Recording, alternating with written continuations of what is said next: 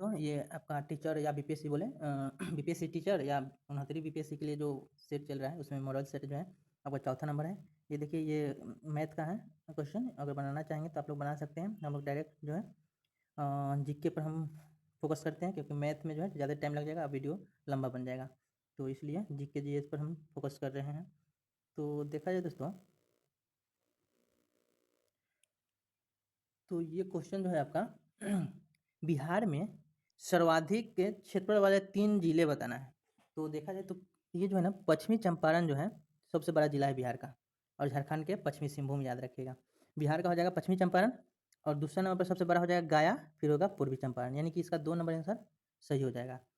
ये याद रखिएगा, इसका 5200 कुछ जो है ना समथिंग इसका क्षेत्रफल है पश्चिमी चंपारण का, 5200 कुछ। आगे है कि कितने राज्यों एवं संघ राज्य क्षेत्रों में राष्ट्र एक राशन माने एक राष्ट्र एक राशन कार्ड योजना लागू किया गया है। तो ये है दोस्तों आपका 32 जो है ना, ये राज्य और केंद्र शासित प्रदेश दोनों मिला के जो है 32 में आपका one ration one nation start हुआ है।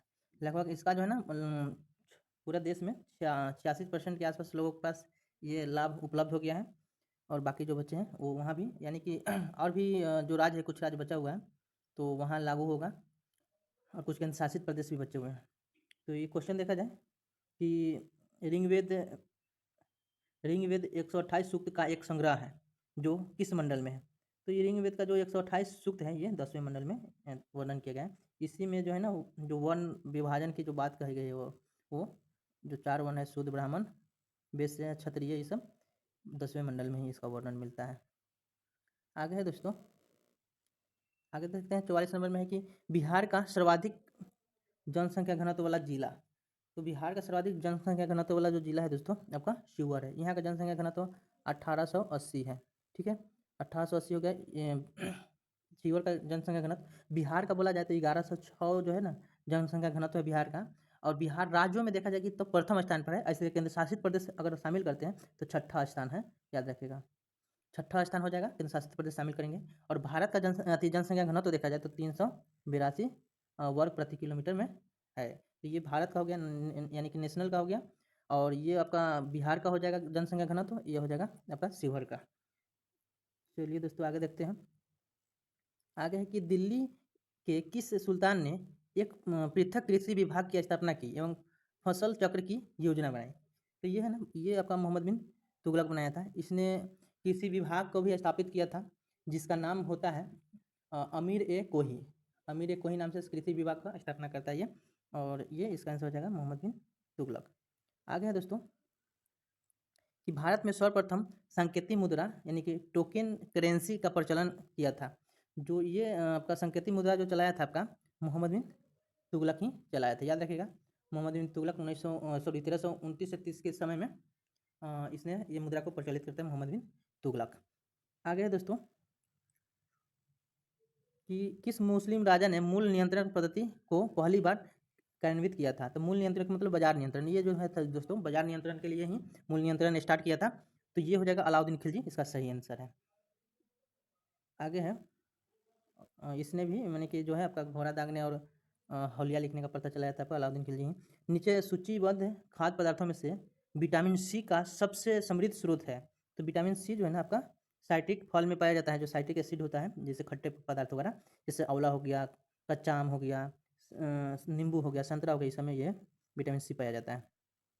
आगे है दोस्तों कि भारत में आम के उत्पादन में बिहार का कौन सा स्थान है। तो इसमें जो है ना पांचवा दिया है, लेकिन ये चौथा स्थान है, याद रखिएगा। अभी वर्तमान का डाटा आया है, चौथा स्थान है। देखा जाए कि भारत जो है बिहार जो है बिहार में जो भारत में बिहार का जो स्थान है आम के उत्पादन में चौथा है, याद रखिएगा। और इसका आंसर हो जाएगा आपका, देखा जाए तो ई हो जाएगा, इनमें से कोई नहीं। वर्तमान में बिहार का स्थिति देखा जाए जैसे में मखाना, लीची या मशरूम, ये उत्पादन बिहार का माने प्रथम स्थान है। और उसके बाद में कद्दू है, लौकी है, कद्दू या लौकी एक होता है, भिंडी, ये समय बिहार का प्रथम स्थान है। उसके बाद में है जूट और मेस्ता, जो जूट होता है वो पश्चिम बंगाल के बाद बिहार का स्थान है, ये दूसरे नंबर पर बिहार है जूट में। मक्का में जो दोस्तों है तीसरा स्थान पर है, मक्का में बिहार। सब्जी और फूल गोभी आलू में बिहार तीसरा स्थान पर, याद रखिएगा। पूरा भारत में आलू उत्पादन में बिहार तीसरे नंबर पर है। सूरजमुखी में भी तीसरे नंबर पर है। आम में चौथा हो गया। शहद उत्पादन में भी चौथा हो गया। मत्स्य में भी चौथा है, याद रखिएगा। शहद उत्पादन में और मत्स्य उत्पादन में चौथा नंबर पर है, और आम उत्पादन में भी चौथा स्थान पर है। धान और गेहूं के उत्पादन में छठे नंबर पर है, फल उत्पादन में भी छठा नंबर पर है और केला उत्पादन में छठा नंबर पर बिहार है। तो ये रिपोर्ट जो था आपका ये बिहार का रिपोर्ट था, याद रखिएगा। आगे है दोस्तों कि एकाधिकार तथा प्रतिबद्धता प्रतिबंधात्मक व्यवहार अधिनियम निम्न में से किस वर्ष प्रारंभ प्रभावित हुआ था? यानी कि एकाधिकार एवं प्रतिबंधात्मक व्यापार व्यवहार अधिनियम किस वर्ष प्रभावित हुआ था? तो ये जो आंसर है दोस्तों इसका, ये प्रभावित हुआ था आपका 70 में। याद रखिएगा, ये 1970 में होता है। इसको जो है कि 69 में ये आपका पारित किया जाता है और 70 में इसको लागू किया जाता है। आगे है कि भारत में महाराष्ट्र में प्रार्थना समाज के मुख्य संचालक कौन थे? देखिए महाराष्ट्र में बोला जा रहा है प्रार्थना समाज के मुख्य संचालक, तो ये जो थे आपका एम.जी. रनाडे थे। याद रखिएगा, प्रार्थना समाज के एम.जी. रनाडे थे। याद रखिएगा, इसका जो स्थापना है ना प्रार्थना समाज के 1967 में होता है और इसमें जो सदस्य होते हैं जैसे केशव चंद्र सेन होते हैं, उसके बाद है कि महादेव गोविंद रानाडे जिनका नाम बोला गया है, आत्मारंग पांडुरंग और चंद्रावरकर, ये लोग इसमें शामिल होते हैं। आगे है दोस्तों कि भारतीय स्वतंत्रता के लिए फांसी पाने वाले प्रथम रिकॉर्डेड मुस्लिम, यानी कि पहली मुस्लिम जो फांसी चढ़े थे स्वतंत्रता संग्राम को लेकर, तो ये जो आपका थे अशरफ उल्लाह खां थे। थोड़ा इसका मैटर देखते हैं दोस्तों। जैसे कि अशरफ उल्लाह खान जो है ना, ये जो चौरा चौरी कांड हुआ था, काकोरी कांड, ये 9 अगस्त 1925 को काकोरी कांड होता है और इसमें जो होता है कि कुछ जो है ना सरकारी दस्तावेज को लूटा जाता है ये क्रांतिकारी द्वारा, और इसमें जो शामिल होते हैं जैसे राम प्रसाद बिस्मिल होते हैं, अशफाक उल्लाह खां होते हैं और सचिंद्र बख्शी होते हैं, सचिंद्र बख्शी और राजेंद्र लहरी और चंद्रशेखर आज़ाद भी रहते हैं। तो ये चंद्रशेखर आज़ाद इससे मैंने बच गए रहते हैं, भाग जाते हैं, यानी कि नहीं पकड़ में आते हैं। और इस तरह से इसमें देखा जाए कि फांसी जो मिला था बिस्मिल का, राम प्रसाद बिस्मिल को मिला था, अशफाक उल्लाह खां को मिला था और जो बख्शी थे इनको आजीवन कारावास मिला था। मैंने जो बख्शी थे इनको आजीवन कारावास, बाकी जो है ना जैसे सचिंद्र बख्शी को आजीवन कारावास, लेकिन राम प्रसाद बिस्मिल और अशफाक उल्लाह खां को जो है ना ये उम्र कैद, ये फांसी मिलता है, इनको फांसी दे दिया जाता है। आगे है दोस्तों, आगे कि निम्नलिखित क्रांतिकारियों में से कौन काकोरी षड्यंत्र के केस से नहीं जुड़े थे? तो ये भगत सिंह नहीं थे, भगत सिंह बाद में आते हैं, यानी कि ये क्रांति से नहीं, इससे जो जुड़े थे चंद्रशेखर आज़ाद जुड़े थे। चंद्रशेखर आज़ाद याद रखेगा, चंद्रशेखर आज़ाद याद रखेगा, ये जुड़े हुए थे। आगे है कि ये इसका थोड़ा और भी डिटेल देखा जाए दोस्तों, तो ये तो 9 अगस्त 1925 को ये हुआ था और इस क्रांतिकारी का जो संगठन था हिंदुस्तान रिपब्लिक एसोसिएशन, इसके द्वारा ये लखनऊ से सहारनपुर जो जा रही थी रेल, और वहाँ पे जो है ना दस्तावेज को लूटा जाता है, यानी कि 8 डाउन ट्रेन में डकैती की जाती है, इसमें सरकारी दस्तावेज को लूटा जाता है। और इसमें जो है ना याद रखेगा 29 क्रांतिकारी को गिरफ्तार किया जाता है। ये पूछ सकता है क्वेश्चन, 29 जो क्रांतिकारी होते हैं उनको गिरफ्तार किया जाता है, जिसमें आपका राम प्रसाद बिस्मिल होते हैं, अशफाक उल्लाह खां होते हैं और रोशन लाल होते हैं और राजेंद्र लहरी होते हैं। तो याद रखिएगा इन लोगों को फांसी दे दिया जाता है और इसमें से जो है ना भगत सिंह नहीं थे, बाकी जो है चंद्रशेखर आज़ाद फरार हो गए थे। आगे है दोस्तों कि वह प्रांत कौन सा था जहाँ 1937 के आम चुनाव के पश्चात भारतीय राष्ट्रीय कांग्रेस ने अपना सरकार नहीं बनाई थी? ये जो है बंगाल में ये अपना सरकार ये नहीं बनाया था, मैंने आपका क्या बोलते हैं कांग्रेस बंगाल में नहीं, बिहार उड़ीसा में सरकार बनाई थी, बंगाल में नहीं बनाई थी। इसका थोड़ा विस्तार देखते हैं तो देखा जाए कि 1937 में जो चुनाव हुआ था 35 के अधिनियम के तहत जो है ना 37 में चुनाव हुआ था, जिसमें आपका संयुक्त प्रांत, मध्य प्रांत और मद्रास, उड़ीसा, बिहार, असम और इसके अलावा जो है आपका सीमांत, उत्तर पश्चिम सीमांत और असम वगैरह क्षेत्र में जो है ना ये हुआ था, जिसमें पूर्ण रूप से बहुमत जो है ना पाँच क्षेत्र में जो है कि ये बहुमत प्राप्त कांग्रेस की थी और 3 में जो है ना संयुक्त मैंने पार्टी का गठबंधन से सरकार बनती है, यानी 8 में 11 प्रांत में चुनाव होता है, जिसमें से 8 कांग्रेस की सरकार बनती है, 8 पर, यानी कि पूर्ण रूप से 5 और 3 को जो है कि सम्मिलित रूप से, ठीक है। और 3 में जो जहाँ पर सरकार नहीं बनती, एक तो बंगाल होता है, दूसरा होता है पंजाब और तीसरा जो होता है आपका सिंध क्षेत्र होता है। इन क्षेत्रों में जो है ना ये इसका कांग्रेस की सरकार नहीं होती है। आगे है दोस्तों, आगे देखा जाए तो 1946 में आज़ाद हिंद फौज मुकदमे की पैरवी दिल्ली के लाल किले में निम्नलिखित में से किसने नहीं की थी? तो ये जो था आपका भूलाभाई देसाई किए थे, पंडित जवाहरलाल नेहरू किए थे, लेकिन सरदार वल्लभ भाई पटेल नहीं किए थे। इसका जो डिटेल है दोस्तों थोड़ा देखा जाए तो इसमें जो है कि ये 1945 में ये अति लाया गया था मुकदमा, नवंबर 1945 में। उस समय बेबेल गवर्नर था और इसके द्वारा क्या होता है कि सभी को फांसी की सज़ा दे दिया जाता है, ठीक है, माने कि सुनाया जाता है फांसी की सज़ा, ठीक है। और इसमें जो होते हैं जिसमें कर्नल सहगल, कर्नल ढिल्लो और मेजर शाहनवाज खां पर जो है ना राजद्रोह का आरोप लगाया जाता है। और इनकी जो है ना जो सिफारिश इनकी तरफ से जो सिफारिश करते हैं व्यक्ति, याद रखिएगा कई बार पूछा है, बीपीएससी में भी आया है। तो तेज बहादुर सप्रू करते हैं, जवाहरलाल नेहरू करते हैं और भूलाभाई देसाई, और एक है KN काटजू हैं। तो ये पैरवी करते हैं, ठीक है, लेकिन इनकी पैरवी नहीं मानी जाती है, सभी को ना फांसी का सज़ा सुना दिया जाता है। और फांसी का सज़ा सुनाने के बाद क्या होता है कि जो ये ऐसा माहौल क्रिएट होता है कि सभी लोगों द्वारा जो है ना ये जगह जगह पर धरना प्रदर्शन किया जाता है। उसके बाद क्या होता है कि आपका ये बेबेल को जो है ना वापस अपने बात को लेना पड़ता है और इस तरह से फिर इनकी सज़ा माफ़ कर दी जाती है।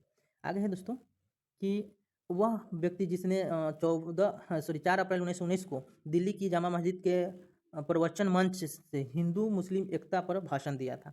तो ये जो थे सरदानंद सरस्वती थे, याद रखिएगा, ये सरदानंद सरस्वती थे, यहाँ पर होगा इसका सी हो जाएगा सरदानंद सरस्वती।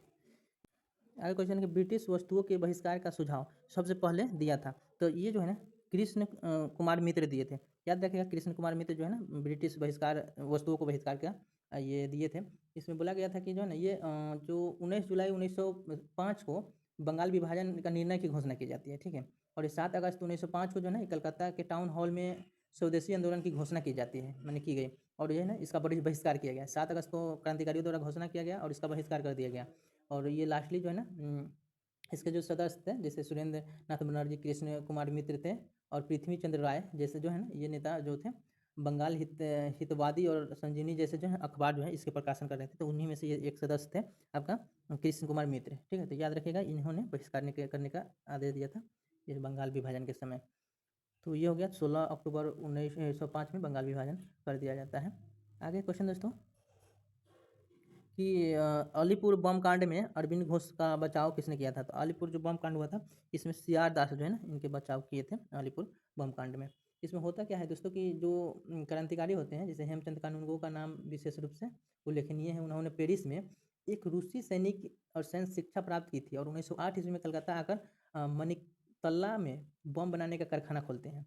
और इस कारण पुलिस ने मनिकतला पर क्या बोलता है कि धावा बोल देता है, छापामारी करता है और 134 लोगों को गिरफ्तार कर लेता है। और इस समय जो होता है जिसमें वरिंद घोष और अरविंद घोष भी रहते हैं, इन सब पर अलीपुर षड्यंत्र केस का तहत मुकदमा दायर किया जाता है और वरिंद घोष को जो है ना आजीवन कारावास की सजा दी गई। और उसके बाद जो है अरविंद घोष को जो है ना ये इनके द्वारा जो प्रस्ताव लाया जाता है जैसे अरविंद घोष को बचाने में शेरदास ने दलील की थी, यानी कि सहायता की थी और इनको वापस बचा लिए थे शेरदास। आगे दोस्तों कि निम्नलिखित में से कौन सा एक बिहार की अर्थव्यवस्था के मामले में सही है। तो बिहार की अर्थव्यवस्था के मामले में कौन सा सही है, तो ये है ना सभी सही है। ये देखा जाए तो अर्थव्यवस्था का व्यावसायिक ढांचा ऊपर से स्थिर है, अवरुद्ध है यानी कि रुका हुआ है। उसके बाद है दोस्तों कि भारत में सबसे कम विकास दर में एक कम विकास दर में एक है जो 2% है, बिल्कुल सही है। और बिहार में जन्मा नहीं कि एक तरह से कहा जाए कि बिहार का जो है ना राष्ट्रीय आय से जो विकास दर है ज़्यादा है बिहार का। बिहार में अधिकतम प्राथमिक वस्तुओं का उत्पादन होता है, ठीक है, कृषि में ज़्यादा लोग संलग्न है बिहार में, इसलिए ज़्यादा प्राथमिक वस्तु का विकास होता है। असहयोग आंदोलन के दौरान किसने बिहार में किसानों की अगुवाई की थी। तो असहयोग आंदोलन के समय जो है ना 1920 में आपका स्वामी विदानंद जो है विधानंद, ये इन्होंने स्वामी विदानंद ने ये आपका ये आंदोलन मैंने किसानों का आंदोलन का अगुवाई किए थे। और जो उस समय कामेश्वर सिंह थे बंगाल दरभंगा के महाराज, और उनके विरुद्ध में ये आंदोलन छेड़े थे। आगे है दोस्तों कि ब्रिटिश सरकार ने महात्मा गांधी को जो उपाधि दी थी और जिसे उन्होंने असहयोग आंदोलन में वापस कर लिया था वह क्या था। तो कैंसर ये हिंद की उपाधि। या देखिए जमुना लाल बजाज राय बहादुर का ये उपाधि अति करते हैं, लौटाते हैं। और कैंसर ये हिंद महात्मा गांधी नाइटहुड का जो उपाधि लौटाते हैं, आपका क्या नाम है, रविन्द्रनाथ टैगोर लौटाते हैं। चलिए आगे है दोस्तों कि भारतीय संविधान का 73वां संविधान संशोधन प्रदान करता है, मैंने 73वां संविधान संशोधन जो है क्या प्रदान करता है? तो इसका सही आंसर हो जाएगा 3। इसमें क्या है कि पंचायत चुनाव को आदेशानुसार तथा लोकसभा एवं विधानसभा चुनाव के समक्ष बनाने का क्या एक शक्ति प्रदान करता है। तो ये है आपका सी नंबर, इसका सही आंसर हो जाएगा। ठीक है दोस्तों, आगे चलते हैं। ये देखा जाए कि जैसे 73वां संविधान संशोधन जो है ना पंचायती राज व्यवस्था, तो ये भाग 9 में इसका वर्णन किया गया है और अनुसूची 11 में है। ठीक है, तो याद रखेंगे इसको 93 में पूरा देश में लागू किया गया था 24 अप्रैल को। आगे है दोस्तों कि निम्नलिखित में से सही सुमेलित है। तो सही सुमेलित देखा जाए तो उदयपुर वन्यजीव अभयारण्य जो है पूर्वी चंपारण में, ये गलत है, पूर्वी नहीं पश्चिमी चंपारण में होगा।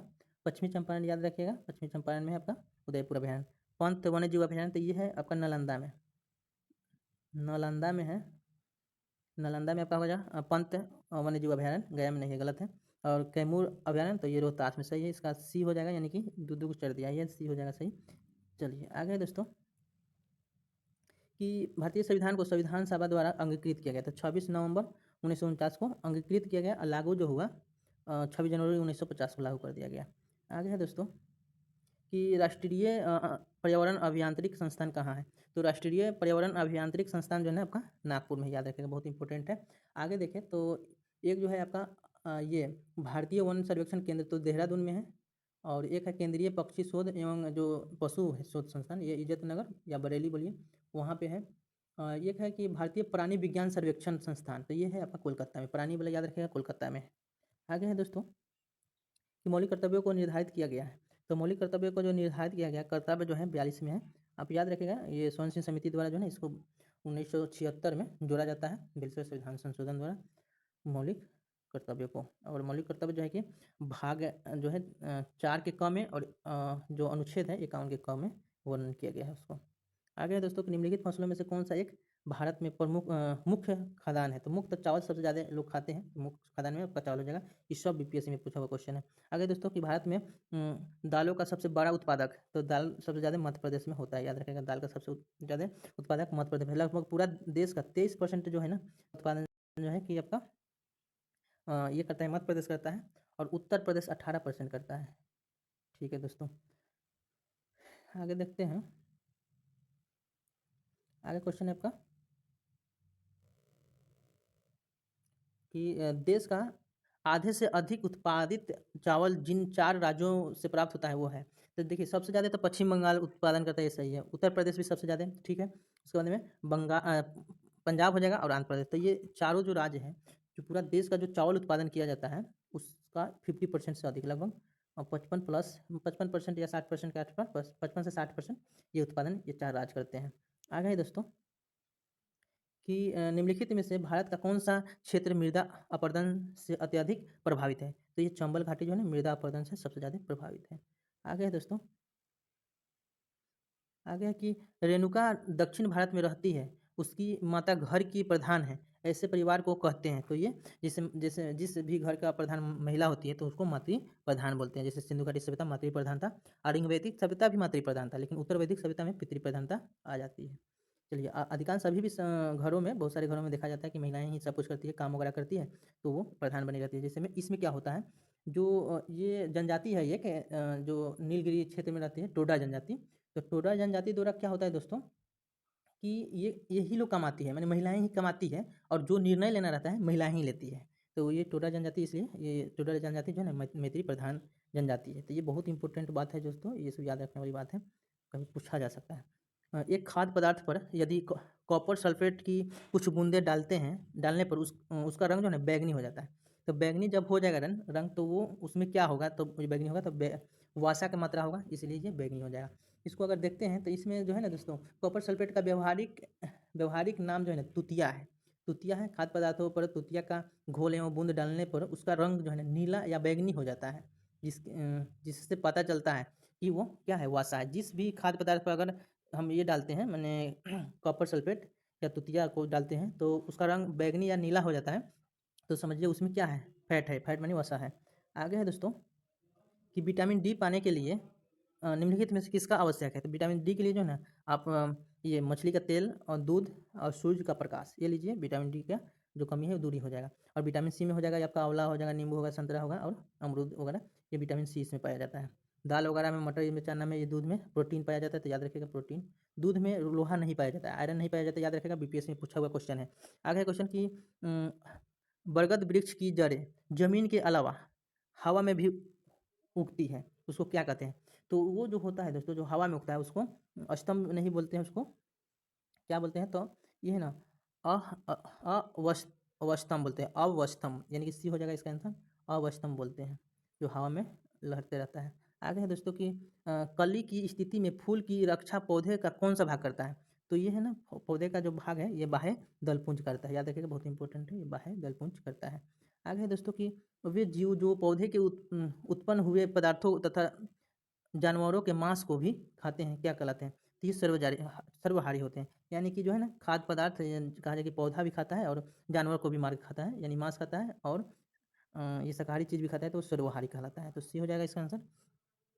आगे है दोस्तों कि टमाटर पौधे का कौन सा भाग है? तो ये है ना, फल होता है, टमाटर क्या है? फल है, इसमें लाइकोपिन वगैरह पाया जाता है। आगे है दोस्तों कि स्वर्ण चतुर्भुज परियोजना का संबंध किससे है? तो ये है ना, राजमार्गों से है, राष्ट्रीय राजमार्ग से है, जो आपका चार जो क्षेत्र है, जैसे दिल्ली हो गया, मुंबई हो गया, चेन्नई हो गया, कोलकाता, चारों को ये जोड़ने का काम करता है। इसको स्वर्णिम चतुर्भुज योजना बोलते हैं, और इसकी जो कुल लंबाई है 5846 किलोमीटर है, याद रखिएगा, 5846 किलोमीटर। आगे है दोस्तों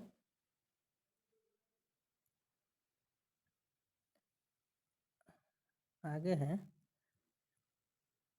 कि यदि चंद्रमा की सतह से एक सेल पृथ्वी पर लाया जा गया है तो क्या होगा? तो वो उसमें देखा जाए तो द्रव्यमान एवं भार दोनों में परिवर्तन होगा, ये नहीं होगा। ये जो है ना, इसका बी आंसर हो जाएगा, यानी कि इसके भार में परिवर्तन होगा, भार में परिवर्तन होगा, ठीक है, परंतु उसके द्रव्यमान में कोई परिवर्तन नहीं होगा, द्रव्यमान जितना रहेगा उतना ही रहेगा, भार में परिवर्तन हो जाएगा। आगे है दोस्तों कि सूर्य में न्यूक्लियर ईंधन होता है, तो सूर्य में जो न्यूक्लियर ईंधन होता है ये आपका हाइड्रोजन होता है, ठीक है। हाइड्रोजन के अलावा हीलियम भी होता है, ठीक है, लेकिन न्यूक्लियर के रूप में जो है ना आपका हाइड्रोजन काम करता है, और हीलियम जो है परिवर्तित होकर हाइड्रोजन बन जाता है। तो इसका हो जाएगा आपका 2 नंबर आंसर। आगे है दोस्तों कि भारतीय संविधान के किस अनुच्छेद के अंतर्गत राष्ट्रपति संसद के दोनों सदनों पर पारित किसी बिल पर अपनी स्वीकृति रोक सकता है? तो बिल पर जैसे स्वीकृति रोकेगा तो आपका अनुच्छेद 111 के तहत राष्ट्रपति रोक सकता है, कोई भी माने कि बिल पर जो है ना, पारित बिल पर, किसी भी बिल पर अपनी स्वीकृति रोकेगा 111 के तहत, और 108 के तहत संयुक्त बैठक होता है, ये है। और आगे देखते हैं दोस्तों कि अति गहरी महासागरीय द्रोणीय जो ट्रेंचेज जिसमें पाई जाती है वह है, माने कि सबसे गहरा बिंदु जो होता है वो किस में पाया जाता है, कौन से सागर में? महासागर में, तो ये प्रशांत महासागर में। याद रखिएगा, इसको प्रशांत महासागर को पैंथाला कहा जाता है, जो आपका पैंथाला, याद रखिएगा, जो आपका सीजीएल में पूछा था, बीएसएस सीजीएल में ये पूछा था। आगे है दोस्तों तो ट्रेंच जो पाया जाता है, ट्रेंच जो होता है आपका सबसे गहरा बिंदु, या द्रोणिया बोले तो आपका प्रशांत महासागर में, लगभग ये 11,000 मीटर के आसपास गहरा इसका होता है। विश्व की सबसे गहरी झील है, विश्व की सबसे गहरी झील जो है ना, ये बैकाल झील है, जो रूस में है, इसका 4700 गहराई है, 4700 मीटर में, ठीक है, 4700 मीटर इसका गहराई है, सबसे गहरा ये है, नहीं सॉरी फीट में है, 4700 फीट इसकी गहराई है। और आगे चलते हैं दोस्तों, तो है भारत में संसद की लोक लेखा समिति की अध्यक्ष की नियुक्ति की जाती है, तो ये लोकसभा अध्यक्ष जो है ना, याद रखें, बहुत वेरी वेरी इंपॉर्टेंट है, यानी कि लोक लेखा समिति के अध्यक्ष की जो नियुक्ति है लोकसभा अध्यक्ष करता है, ठीक है। और इसमें देखा जाए लोक लेखा समिति में तो आपका 22 सदस्य होते हैं, और लोक लेखा समिति का जो स्थापना किया गया था, याद रखिएगा, 1921 में लोक लेखा समिति का स्थापना किया गया था, और ये अधिनियम जो था 1919 के अधिनियम के तहत किया जाता है लोक लेखा समिति का गठन। इसमें कुल मैंने 22 सदस्य होते हैं, 15 हो गया आपका लोकसभा से, और 7 हो गया राज्यसभा से, तो याद रखिएगा लोक लेखा समिति में। आगे है दोस्तों कि निम्नलिखित में से कौन चंपारण आंदोलन से संबंधित नहीं है?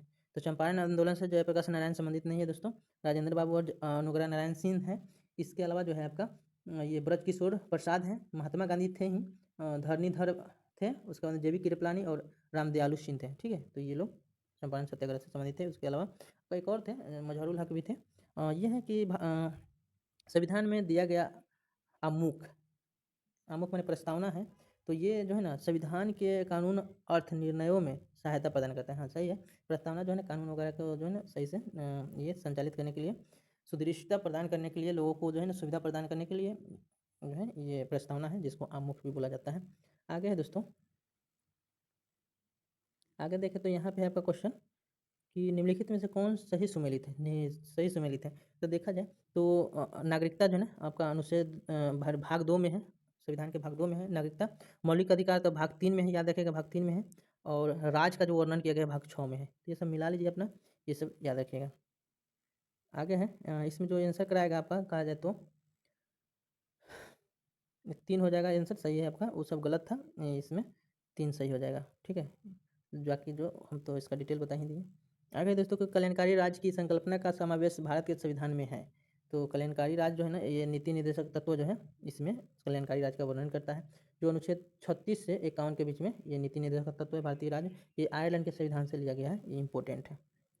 आगे के भारतीय संविधान के अंतर्गत मूल अधिकारों का संरक्षण, तो ये मूल अधिकार का संरक्षण जो है सर्वोच्च न्यायालय करेगा आपका 32 अनुच्छेद में जो रीट जारी करके करेगा, और एक उच्च न्यायालय जो है कि 226 के तहत करेगा। ठीक है, आगे है दोस्तों, आगे है कि भारतीय संविधान के निम्नलिखित अनुच्छेदों में से किस एक के अधीन राज्यपाल राष्ट्रपति के विचार के लिए किसी विधेयक को आरक्षित रख सकता है। देखिए अब राज्यपाल जो आरक्षित रखेगा कोई भी विधेयक को, तो आपका हो जाएगा अनुच्छेद 200। और ये जो राष्ट्रपति किसी भी विधेयक को जो है ना ये आरक्षित रख सकता था, तो 111 अनुच्छेद के तहत जो उदाहरण हम लोग देखे हैं। आगे है दोस्तों कि भारत में सर्वाधिक अनुसूचित जाति जनसंख्या वाला प्रदेश है। तो सबसे ज़्यादा अनुसूचित जाति जो है ना आपका उत्तर प्रदेश में है।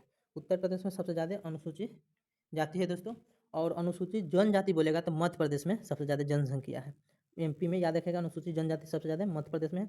लेकिन यह प्रतिशत में पूछेगा, पिछला बार बीपीएससी में प्रतिशत में पूछ दिया था, याद रखेगा प्रतिशत में पूछेगा तो आपका मिजोरम हो जाएगा। मिजोरम याद रखेगा, मिजोरम प्रतिशत में सबसे अधिक मिजोरम है प्रतिशत के मामले में। आगे है दोस्तों कि भारत में छिपी हुई बेरोजगारी मुख्य लक्षण है। मुख्य लक्षण जो है छिपी हुई बेरोजगारी के प्राथमिक यानी कृषि क्षेत्र में जो है ना, देखिएगा दोस्तों कृषि क्षेत्र में एक ही काम रहता है, बहुत सारे लोग उसमें लगे रहते हैं, पूरा घर के फैमिली लगे रहते हैं। ठीक है, तो कृषि में ये देखा जाता है। आगे है दोस्तों कि निम्नलिखित में से सुमेलित नहीं है, कौन सुमेलित नहीं है। तो देखा जाए तो आपका एपीकल्चर जो है ना शहद, शहद से है एपीकल्चर, ठीक है। उसका बाद में सेरीकल्चर जो है, सेरीकल्चर जो हो जाएगा आपका ये सिल्क दिया है, सेरीकल्चर रेशम से हो जाएगा। ठीक है, और पीसी कल्चर जो है ना, पीसी कल्चर ये मत्स्य के उत्पादन से संबंधित है, ये गलत होगा, लाख कीड़ा ये गलत हो जाएगा। यानी कि पीसी कल्चर मत्स्य से हो जाएगा, सेरीकल्चर आपका सिल्क या आपका रेशम हो जाएगा, और एपी कल्चर शहद के उत्पादन से है। आगे है दोस्तों के निम्नलिखित उद्योगों में से भारत में सबसे प्राचीन उद्योग कौन है। तो सूती उद्योग है, सबसे प्राचीन में आपका सूती उद्योग है। इसका देखा जाए तो पहली बार जो है ना आपका इसका मिल जो है ना 1854 में स्थापित जो है मुंबई में किया जाता है। ठीक है, इससे पहले भी कोलकाता में भी हुआ रहता है आपका 1818 करीब में, ये कोलकाता में रहता है, लेकिन ये सफल रहता है आपका 1954 का। आगे है दोस्तों कि प्रकाश संश्लेषण के समय भोजन पत्तों में इस रूप में संचित होते हैं। तो जो भोजन है पत्तों में मैंने वृक्ष में ये क्लोरोफिल के रूप में उपस्थित होते हैं। आगे है दोस्तों कि पुष्प के खिलने का सही क्रम क्या है। तो पुष्प में क्या पहले कली होता है, उसके बाद में आधा खिलता है, आधे ना खिलेगा, क्या पूरा थोड़ी खिलेगा, फिर आधा खिलेगा, फिर पुष्प बन जाएगा, पूरा खिल जाएगा, फिर उसमें क्या होगा फल निकलेगा उससे। चलिए आगे है दोस्तों कि भारत के रक्त के जमने में इस विटामिन का योगदान होता है। तो विटामिन के जो है रक्त को जमने में सहायता करता है। विटामिन बी से बेरी रोग, और विटामिन डी से जो है ना आपका रिकेट रोग होता है, जो सूरज के प्रकाश से ये सब विटामिन लिया जाता है। आगे है दोस्तों कि जैम, जेली, जूस इत्यादि को लंबे समय तक संरक्षित रखने के लिए उसमें डाला जाता है। तो क्या डाला जाता है, तो ये है ना सोडियम साइल बाई सल्फेट है। सोडियम बाई सल्फेट जो है ना जैम, जेली, जूस को लंबे समय तक संरक्षित रखने के लिए इसको मिलाया जाता है। आगे है दोस्तों कि किसान एक किसान है, इसलिए उसे अत्यधिक शारीरिक परिश्रम करना पड़ता है। निम्नलिखित में से कौन से खाद्य पदार्थ उसे ऐसा काम करने के लिए ऊर्जा प्रदान करता है। यानी कि किसान को ऊर्जा प्रदान करता है वो कौन सा खाद्य पदार्थ है, तो ये आपका ये हो जाएगा चावल, आलू, चीनी, घी और गेहूँ, ये सब जो है ऊर्जा प्रदान करता है किसानों को। आगे है कि श्री कृष्णकांत शर्मा एक कार्यरत वकील हैं। वे दफ्तर तथा घर में अपने कमरे में रहकर काम करते हैं। उनके पास सैर करने तथा व्यायाम करने का कोई समय नहीं है। उन्हें निम्नलिखित में से कौन सा रोग होने की आशंका है? तो जो काम नहीं करेगा उसको कौन रोग होगा दोस्तों? तो ये देखिए, ये होगा मधुमेह रोग। मधुमेह रोग, इसी को डायबिटीज बोलते हैं, मधुमेह को ही। और ये मधुमेह जो निवारण दिवस मनाया जाता है 14 नवंबर को, जब पंडित जवाहरलाल नेहरू का जन्म हुआ था, जिस बाल दिवस मनाते हैं, उसी दिन मधुमेह रोग निवारण दिवस भी मनाया जाता है। तो ये हो जाएगा दोस्तों। इसको चिनिया बीमारी भी बोलते हैं मधुमेह को। अगर बिजली की खपत का बिल किससे मापा जाता है? तो वाट से। मैंने बिजली बिल जो है ना, खपत विद्युत वाट हो जाएगा। आगे हो जाएगा, इसका एक आंसर सही हो जाएगा दोस्तों। आगे है कि भारत के राष्ट्रीय आय का अनुमान लगाने वाला संस्था है, तो ये केंद्रीय सांख्यिकी संगठन है। ठीक है, याद रखिएगा, इसका नाम चेंज हो गया है, राष्ट्रीय संगठन लगभग कर दिया गया है। ये याद रखिएगा, ये रिपोर्ट जारी करता है सांख्यिकी, मैंने केंद्रीय सांख्यिकी संगठन। और ये बीपीएससी में पूछा हुआ क्वेश्चन है, याद रखिएगा, ये लगभग आपका 64वीं बीपीएससी में पूछा हुआ था। आगे है कि गाड़ियों के टायरों में हवा भरी जाती है, क्यों भरी जाती है ये हवा को? तो इसमें जो होता है दोस्तों कि यह अधिक संपीड्य है, इसलिए यह अधिक संपीड्य है, इसलिए इसमें हवा भरा जाता है। आगे है दोस्तों कि लोहे की एक गेंद जिसका पृथ्वी पर भार 10 किग्रा है, तो इसका अंतरिक्ष में भार क्या हुआ था? अंतरिक्ष में तो कोई वायुमंडल वगैरह नहीं है, तो उसका भार शून्य ही होगा। तो ये सी आंसर हो जाएगा इसका, शून्य। बताइए, वो चंद्रमा वगैरह पर ले जाएगा तब उसका भार में कुछ मैंने उसके गुरुत्वाकर्षण के आधार पर देखा जाएगा क्या होगा। तो ये हो गया। आगे है दोस्तों कि ध्वनि निम्न प्रकार से चलती है, तो ध्वनि जो है अनुदैर्ध्य में और प्रकाश अनुप्रस्थ में, याद रखिएगा, प्रकाश अनुप्रस्थ, ध्वनि अनुदैर्ध्य। आगे है कि निम्नलिखित सूची को जो है ना मिलान करना है, उत्तर कौन सही होगा? तो इसमें देखा जाए तो तरंगदैर्घ्य जो है ना, तो इसका इकाई होता है एंगस्ट्रॉम होता है। और ये देखा जाए ऊर्जा का जूल होता है। ध्वनि का तो आपका डेसिबल हो जाता है, और आवृत्ति का हर्ट्ज हो जाएगा। ठीक है, तो ये आपका सही आंसर है। आगे देखें तो इसका आंसर देख लीजिएगा, मिला लीजिए अपने। आगे है दोस्तों कि हवा में जिस गैस की मात्रा सबसे अधिक है वह है, तो सबसे ज़्यादा नाइट्रोजन है आपका 78%। ऑक्सीजन लगभग 21 पॉइंट है, यानी 20.9% है। कार्बन डाइऑक्साइड याद रखेगा 0.3% है। कार्बन डाइऑक्साइड आपका 0.3% है। और तीसरा नंबर पर जो है कि 0.9% आपका ये है, आर्गन है। तो आर्गन याद रखिएगा, आर्गन नाइट्रोजन ऑक्सीजन के बाद आर्गन सबसे ज़्यादा है, उसके बाद में आपका कार्बन आता है। आगे है दोस्तों कि माचिस बनाने में निम्न मुख्य वस्तुओं में से किसका प्रयोग किया जाता है? लाल फास्फोरस का किया जाता है। फास्फोरस दिया हुआ है, लाल फास्फोरस, ये याद रखिएगा। निम्नलिखित में से कौन एक अणुपरमाणु कण नहीं है? अणुपरमाणु कण कौन नहीं है? तो ये है ना आपका इलेक्ट्रॉन, प्रोटॉन, न्यूट्रॉन है, लेकिन आपका ये ड्यूट्रॉन नहीं है, ड्यूट्रॉन नहीं है, ध्यान दीजिएगा। आगे है कि प्रदूषण को उनके दीर्घकालीन प्रभाव के साथ दिए गए कूट की सहायता से सुमेलित कीजिए। तो दिए गए कूट की सहायता से सुमेलित करना है दोस्तों। इसमें है कि कार्बन मोनोऑक्साइड से क्या होगा? तो ये एक का एक सही है, लीवर और किडनी की क्षति होती है। सही है, कार्बन मोनोऑक्साइड से लीवर और किडनी खराब हो जाता है। उसके बाद में ऑक्साइड नाइट्रोजन के ऑक्साइड से क्या होगा? तो ये कैंसर का जो है ना एक तरह से प्रभावित करता है, मैंने कैंसर होने का या उसको नियंत्रित करने का जो है नाइट्रोजन के ऑक्साइड के तहत। धूलकण जो है ना, ये श्वसन को प्रभावित करता है, यानी श्वसन संबंधित रोग हो जाता है धूलकण से। शीशा से हो जाएगा केंद्रीय नर्वस सिस्टम खराब होगा शीशा से, इससे प्रदूषण है। इसके नाइट्रोजन के ऑक्साइड से कैंसर हो जाएगा, किडनी क्षति हो जाएगा कार्बन मोनोऑक्साइड से, और कुल धूलकण से आपका श्वसन रोग हो जाएगा, शीशा से केंद्रीय नर्वस सिस्टम होगा। आगे है दोस्तों कि रेडियोधर्मी डेटिंग एक प्रक्रिया है जिससे मापा जा सकता है। तो ये जो मापा जाएगा, चट्टानों का उम्र को मापा जाता है। रेडियो मैंने किसी 14 द्वारा याद रखेगा। रेडियो डेटिंग एक प्रक्रिया है जिससे मापा जाता है, तो चट्टानों की उम्र को मापा जाता है। ठीक है दोस्तों, आगे है कि हृदय कब आराम करता है? तो बहुत लोग जो है कि आप देख के एक मार देंगे कि हृदय कभी आराम नहीं करता है, लेकिन ये क्वेश्चन एग्जाम में आया हुआ क्वेश्चन है दोस्तों, कन्फ्यूजन नहीं करिएगा। आगे ऑप्शन पूरा पढ़ लीजिए, कभी भी एग्जाम दीजिए तो ऑप्शन पूरा चारों पढ़ने के बाद ही आंसर, कितना ही आंसर आ रहा है आपको, चारों ऑप्शन पढ़ लीजिए तब उसका आंसर दीजिए। इसका आंसर होगा धड़कनों के बीच, दो धड़कनों के बीच में जो दूरी है उसी समय जो है ना ये हृदय आराम करता है। इसका डिटेल थोड़ा पढ़ते हैं, सुनिएगा। यह कि सामान्य एक व्यस्त मनुष्य में हृदय 72 बार प्रति मिनट की गति से धड़कता है। हृदय दो धड़कनों के बीच आराम करता है। देखिए, हृदय जो होता है दो संकुचनों के बीच का काल जो होता है उसको विश्राम अथवा शिथिल का काल कहा जाता है। यानी कि इस समय को जो है ना शिथिल काल कहा जाता है और इसमें जो है ना संकुचन की क्रिया के समय आगे बढ़ा हुआ रक्त जब धमनियों के रिक्त स्थान में प्रवेश करता है तब धमनी की दीवार और रक्त में संघर्ष होता है। परिणामतः रक्त का दबाव बढ़ता जाता है अतः हृदय के दो संकुचनों के बीच धमनियों में जो रक्त भरा रहता है उसे विश्रामकालीन रक्तचाप कहा जाता है। तो ये जब करता है आपका तो ये दो धड़कनों के बीच ये आराम करता है हृदय, याद रखिएगा। आगे दोस्तों, किसी परमाणु नाभिक का आइसोटोप वह नाभिक है जिसमें जिसमें क्या होगा, आइसोटोप वह नाभिक है जिसमें आपका ये प्रोटॉनों की संख्या वही है परंतु न्यूट्रॉनों की संख्या क्या है, भिन्न भिन्न है। यानी कि प्रोटॉनों की संख्या समान होता है और न्यूट्रॉनों की संख्या भिन्न भिन्न होता है। इसको क्या बोलते हैं, आइसोटोप बोलते हैं, याद रखिएगा आइसोटोप बोलते हैं। आगे है दोस्तों कि निम्नलिखित में से सुमेलित करना है, तो सुमेलित ये करना है, आगे देख लीजिए सुमेलित कर देते हैं। सुमेलित देखा जाए तो स्टेथोस्कोप जो है ना ये हृदय से संबंधित है, देख लीजिए 1 का 3 हो जाएगा, हृदय से संबंधित है। स्फिग्नोमैनोमीटर तो ये तो रक्त से संबंधित है, रक्त आपका ये 4 हो जाएगा। रक्तचाप के लिए जो है ना ये इसका प्रयोग किया जाता है नापने के लिए, मापने के लिए। और कैरोटोमीटर सोना का सूत्र मापने के लिए कितना कैरेट वगैरह का है। लेक्सोमीटर ये प्रकाश की तीव्रता मापने के लिए लेक्सोमीटर का प्रयोग किया जाता है। तो ये आंसर था दोस्तों। चलिए आगे देखते हैं, अपना आंसर मिला लीजिएगा आप लोग। आगे दोस्तों कि रडार का प्रयोग किया जाता है, तो रडार का जो प्रयोग है दोस्तों, ये रडार का प्रयोग किया जाता है आपका, इसका 3 आंसर हो जाएगा। यानी कि रेडियो तरंग द्वारा वस्तुओं की उपस्थिति और स्थिति ज्ञात करने के लिए, रेडियो की तरंगों के द्वारा वस्तुओं की उपस्थिति और स्थिति जानने के लिए आपका इसका रडार का उपयोग किया जाता है।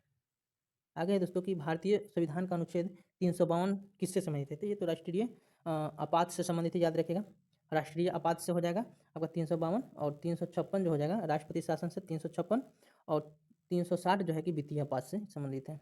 आगे है दोस्तों कि विश्व के 7 नए अजूबों में चीचेन चीचेन इटिजा इट्जा जो है ना, चीचेन इट्जा निम्नलिखित सम्मिलित किया गया है, यह कहाँ स्थित है। मैंने 7 अजूबा के नाम आप तक ले आप जानते होंगे कि 7 अजूबा में ना ताजमहल को शामिल किया गया है, लेकिन वो 7 अजूबा में तो ये केवल ताजमहल को जानते हैं, लेकिन 6 अन्य हैं, वो 6 कौन कौन सा है। तो चलिए आज हम आपको बताते हैं दोस्तों 6 कौन कौन सा है। तो एक जो है रोम में है कोलोसियम, याद रखिएगा। रोम में जो है, रोम में है पहला वाला, याद रखिएगा रोम में कोलोसियम है, कोलोसियम याद रखिए। दूसरा हो जाएगा आपका ऐसे लिख लीजिएगा सही रहेगा, चीन का दीवार दूसरा नंबर पर हो जाएगा, चीन में चीन का दीवार हो जाएगा, दीवार हो जाएगा। उसके बाद में एक और है माचू पिच्चू, माचू पिच्चू नाम सुने नहीं होंगे, माचू पिच्चू, माचू पिच्चू ये तीसरा नंबर का हो जाएगा। माचू पिच्चू जो है ना पेरू में है, याद रखिएगा पेरू, पेरू की राजधानी लीमा होता है, वो दक्षिणी अमेरिका का ये देश है पेरू। तो यहीं पे है आपका माचू पिच्चू जो तीसरा जो अजूबा है।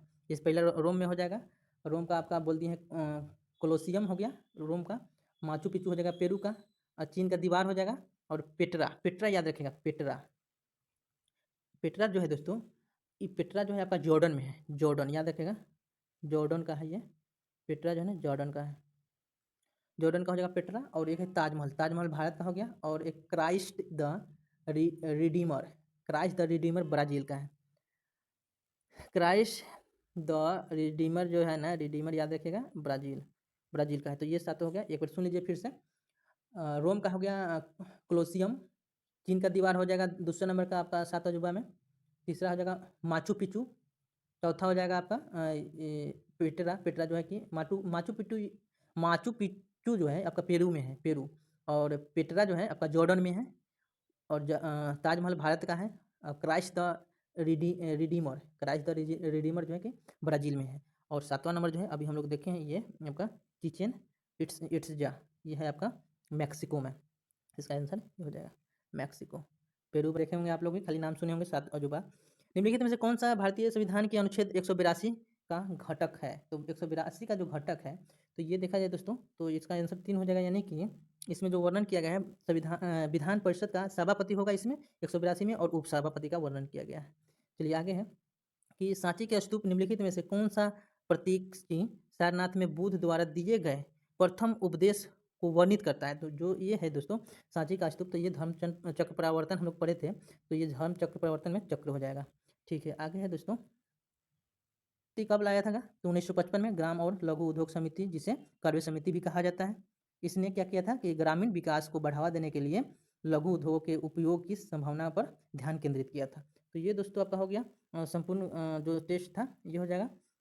तो हमें उम्मीद है आप सभी को अच्छा लगा होगा। डिटेल भी एक्स्ट्रा हम कराएं।